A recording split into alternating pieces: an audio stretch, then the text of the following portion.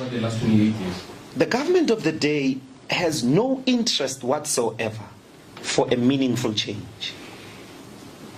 The more they contribute, the more they put us into sleep. They are busy, they look busy, like they are transforming the economy, and we go to sleep because we think they are busy transforming the economy, but they're doing nothing. And I'm saying that none of their policy, macroeconomic policy frameworks since 1994 has ever promised a tectonic shift in the economy.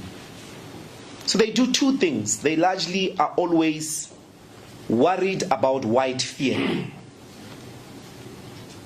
Look at President Nelson Mandela's entire approach to the Springboks.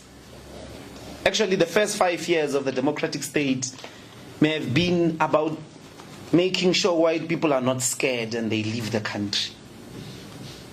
Because we suffer this deep fear that if they were to disappear, we're going to become Zimbabwe. We're going to become a jungle.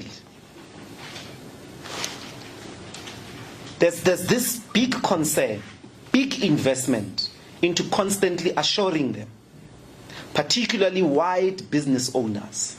But if you go check, they don't invest in the South African economy. President Mbeki is on record to say that one of the curious facts about the portfolio investment of South Africa at an international level is that white people keep a lot of money in the bank. They keep a lot of money in the bank.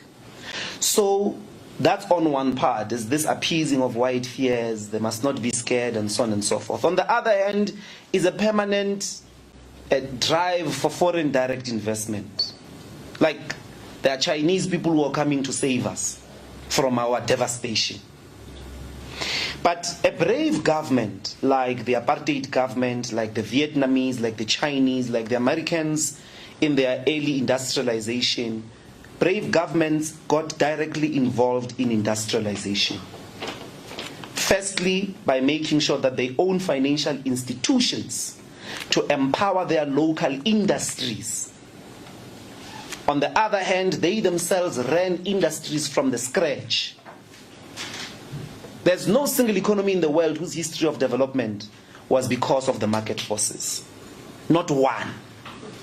So, our government, if you go to them there in Parliament, they are going to hold a session like this, and they are going to be scared of resolutions that are going, for instance, to have a practicable property shift impact.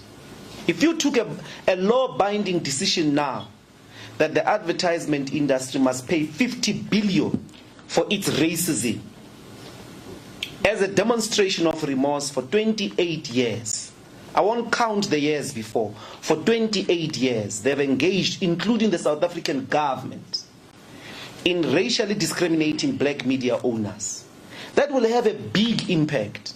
And you take that money, don't give it to government, go and invest it directly to the SABC on one end, on the other, community radio stations, community television stations for media diversity.